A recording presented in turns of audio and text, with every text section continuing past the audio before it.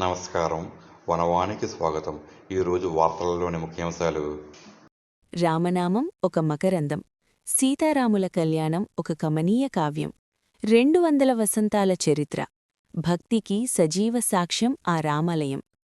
తూర్పు సిరుల మాగాణి, కాకినాడ జిల్లా పెదపూడి మండలం గొల్లల మామిడాడ రామనామస్మరణతో పులకించిపోయింది.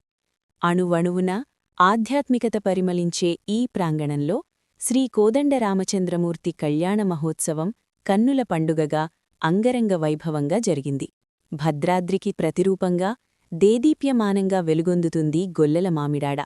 సాక్షాత్తు ఆ భద్రాచలంలో శ్రీరామచంద్రుని పెళ్లితంతు ఎలా జరుగుతుందో అదే వైభవాన్ని, అవే శాస్త్రోక్త విధులను ఇక్కడ ఆచరించడం అనాదిగా వస్తున్న ఆనవాయితీ. శ్రీరామనవమి పుణ్యదినాన వేకువజామునే సుప్రభాత సేవలతో మేల్కొన్న స్వామివారికి వేదమంత్రాల నడుమ అభిషేకాలు, విశేష పూజలు నిర్వహించారు. అనంతరం ముత్యాల పందిరి కింద వేలాది మంది భక్తజనుల కోలాహలం మధ్య జగత్ కళ్యాణకారకుడి కళ్యాణఘట్టం కమనీయంగా మొదలైంది.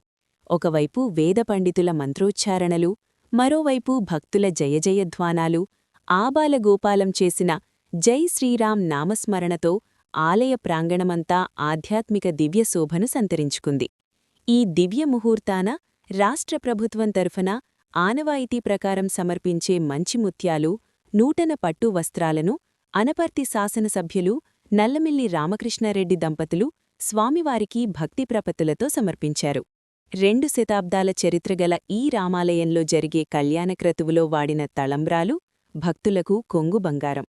ఆ పవిత్రమైన తళంబ్రాల బియ్యాన్ని ఒడిసిపట్టుకుని ఇంటికి తీసుకువెళ్లి భక్తితో పరమాన్నం వండుకుని స్వీకరిస్తే చాలు, ఆ రామయ్య కరుణిస్తాడని భక్తుల ప్రగాఢ విశ్వాసం.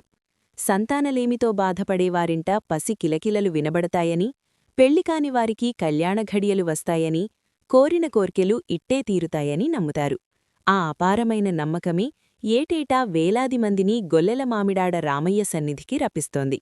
అలా భక్తజన సందోహం మధ్య పసుపు కుంకుమల శోభతో, వేదమంత్రాల ఘోషతో గొల్లెల మామిడాడ సీతారాముల కళ్యాణం దివిలో జరిగినంత శోభాయమానంగా ముగిసింది.